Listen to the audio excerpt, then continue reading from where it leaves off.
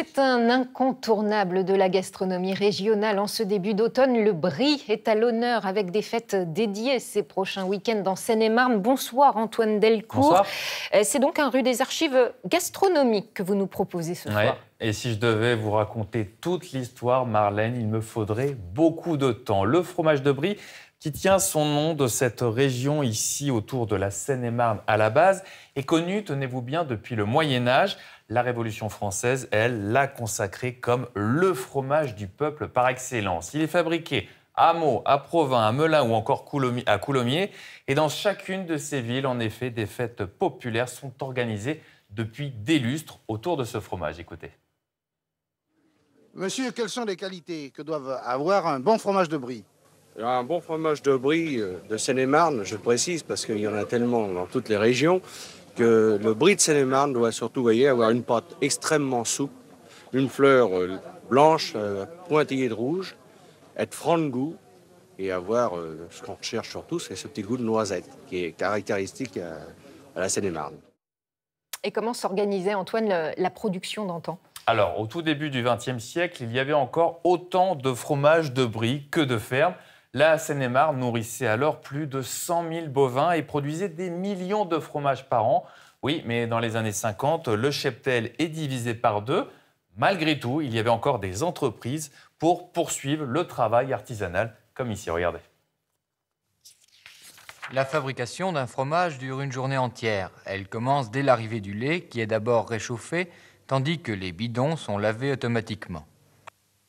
Puis, comme autrefois, à la main, le lait caillé est mis à emprésurer. On le laisse égoutter pendant une demi-journée, après quoi le fromage sera retourné. Puis, dernière étape de sa fabrication, on le sale. Mais les fromages fabriqués doivent encore séjourner pendant 6 semaines dans des chambres froides avant de pouvoir être consommés.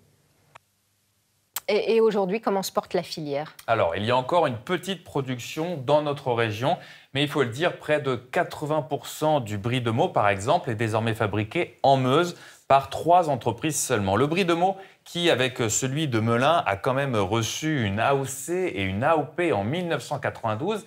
Ça récompense le lien géographique et le savoir-faire. 1992, c'est justement l'année où ce fromage reçoit le soutien carrément du prince de Galles, au moment où la Commission européenne voulait encadrer l'exportation. Un accent so-british dont on ne se lasse pas. Logically correct society.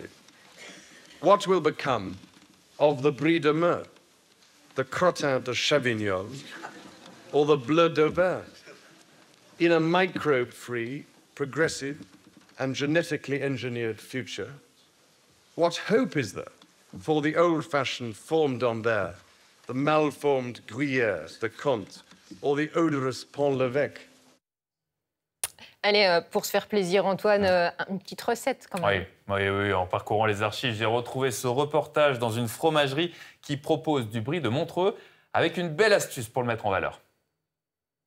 Répartir sur la pâte feuilletée, prendre le deuxième cercle de pâte feuilletée, le poser en écartant légèrement et bien appuyer pour que les 2 pâtes feuilletées se collent. Ensuite, un peu de dorure sur le dessus, enfourner à 180 pendant 20 minutes. Alors, si tout cela vous a donné faim, n'hésitez pas à vous rendre en effet dans les différentes fêtes du Brie. Rendez-vous ce week-end à Melun, la semaine prochaine à Meaux, l'occasion de profiter du folklore et des dégustations. Le verre de vin d'antan, on y va doucement, mais le fromage, par contre, c'est sans modération.